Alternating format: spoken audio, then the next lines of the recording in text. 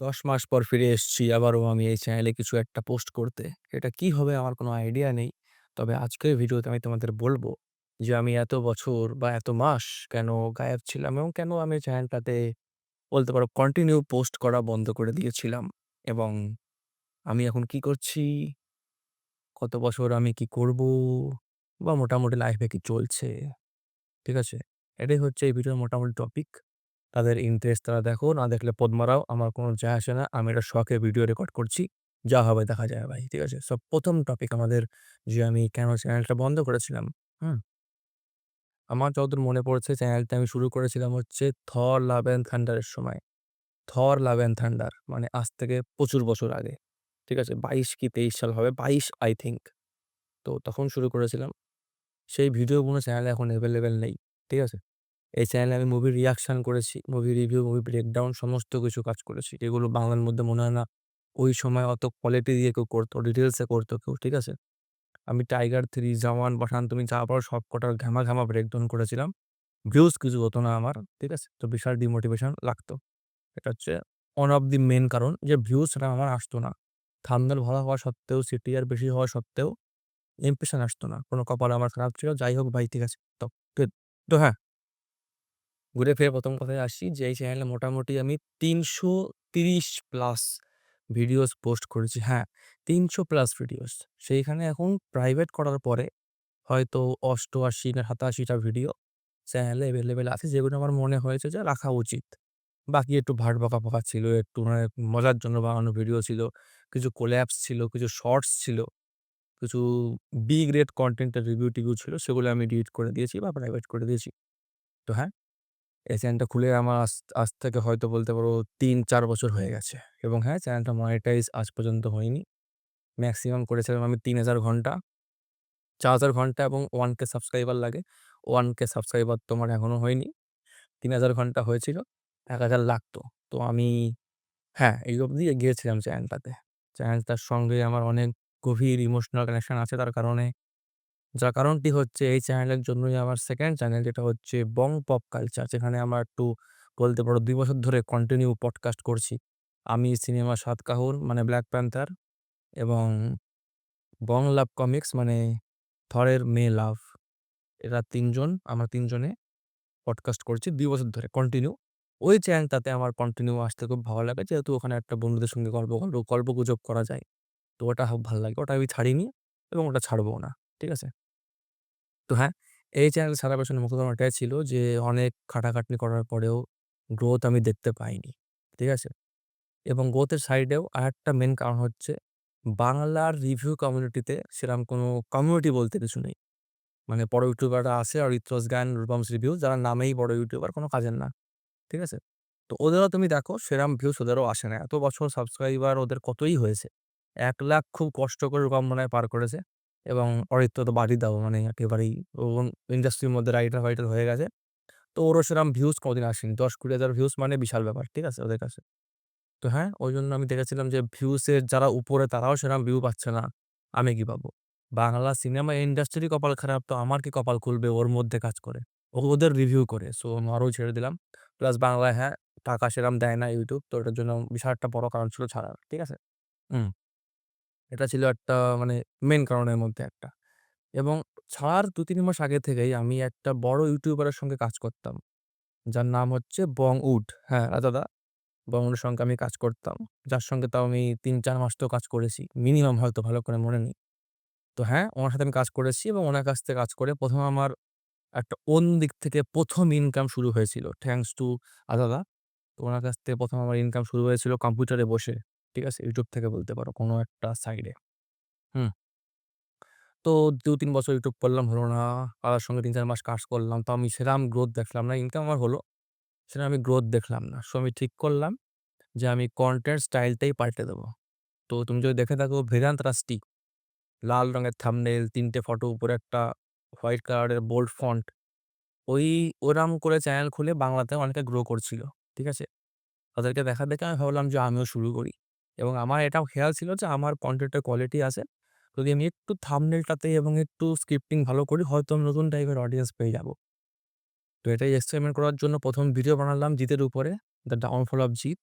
এটাতে ৪,০০০ ভিউ হলো, যেটা আমার কাছে ওই সময় অনেক বড় ব্যাপার ছিল। তারপরে আমি একটু গান্ডুগিরি করে আবার করলাম। সামির আনার পর একটা ভিডিও যাতে হিন্দি কনটেন্ট হয়ে যায়।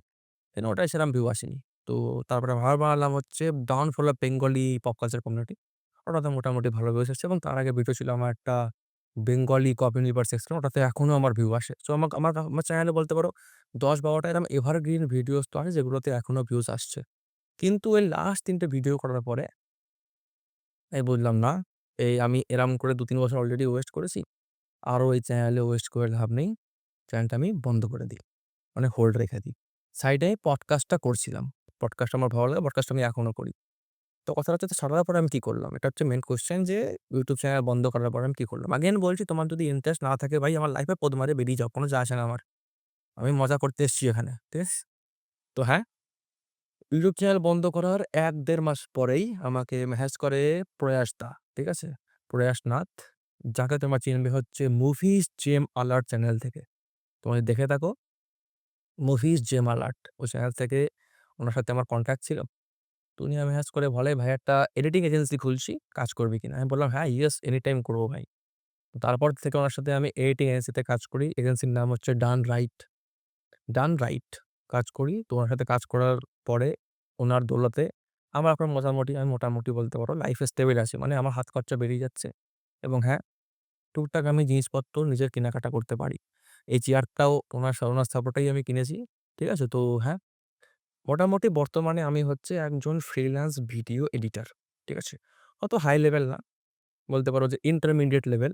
মোটামুটি এক্সপেরিয়েন্স আছে, মোটামুটি স্কিল সেট আছে। মোটামুটি আমি কামিয়ে নিই। ঠিক আছে? ওনার সাথে কাজ করছি আমি এডিটিং এর সঙ্গে কাজ করছি আমি তাও ৭-৮ মাস হয়ে গেছে।